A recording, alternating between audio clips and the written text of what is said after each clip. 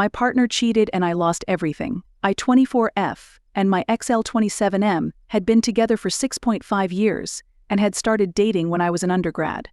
He moved with me to a new city for my graduate degree, where we adopted 2 cats and got engaged January of 23. He had met B20F at work and we all became close friends. We let her stay with us for a week when she needed to escape her ex and helped her move into her new place. In June, L started a massive argument right before we went on vacation and broke the news that he thought he was poly and wanted to be able to explore this, or he thought he might have to leave me at some point. I'm extremely monogamous and this made me very uncomfortable, but to save my relationship I agreed to try things out casually with B, because I'm bi and I trusted her enough to be vulnerable. My one rule was that nothing sexual should happen with her while the other wasn't there. Fast forward several weeks, and he is spending a ton of time with her when I'm not around, including when I'm out of town with friends. When I got back, my anxiety that something had happened was overwhelming and I had a breakdown asking if he had cheated while I was gone. He blew up saying he was hurt and barely spoke to me for a week. One night I couldn't sleep and went through his phone, for which I had standing permission to do, and found out he had sexted her multiple times while I was in the room, which broke all my rules. I confronted him with the evidence and instead of trying to work it out, he said he was moving out. This moving out process took a month. After attempting to remain friends, B blew up at me. B threatened me, told me I was a horrible person, that I was pathetic, and mocked me on social media before blocking me.